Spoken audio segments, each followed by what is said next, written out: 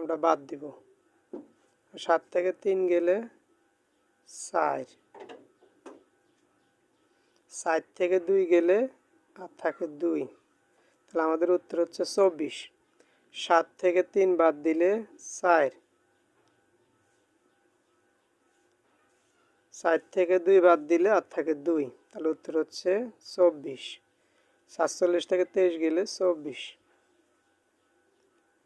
এখন দেখবো আমরা গ নাম্বারটি। 0 থেকে 5 গেলে, এখন 0 থেকে তো 5 যায় না, তাহলে 0কে আমরা মনে মনে 10 ধরে নিব। 0-এর আগে 1 ধরে নিব, এটা মনে মনে ধরে নিব। তাহলে 10 থেকে 5 গেলে আর থাকে 5, 5 থেকে 3 গেলে আর থাকে 2, 2 আর 1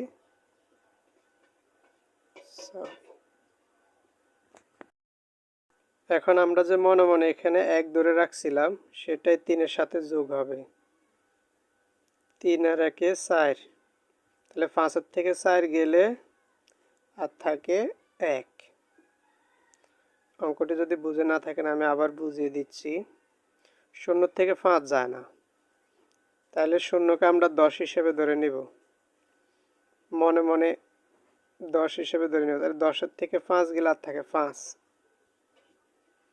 হাতে থাকে 1, মনে মনে যেটা ধরছি 1, এই 1 আমরা মনে মনে রাখলাম এদিকে। তারপরে এই 1 3-এর সাথে যোগ করে দিব, তাও মনে মনে যোগ করে রাখবো। 3 আর 1 4, তাহলে 5 থেকে 4 গেলে আর থেকে 1, উত্তর 15। আশা করি বুঝতে পারছেন। এখন আমরা করব এই অঙ্কটি।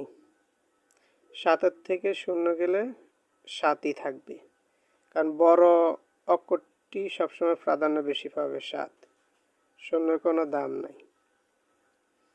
তারপরে 3 থেকে 2 গেলে 1,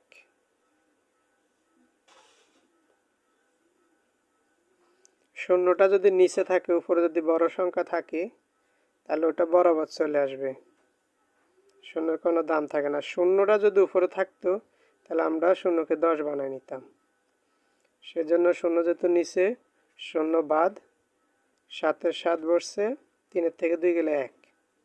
আশা করি বুঝতে পারছেন। এখন যারা বুঝতে পারছেন এই অঙ্কটি উত্তর কি হবে আমাকে করে দেখান, তাহলে বুঝতে পারবো আপনারা বাকি অঙ্কগুলো বুঝতে পারছেন। ধন্যবাদ, সবাই ভালো থাকবেন।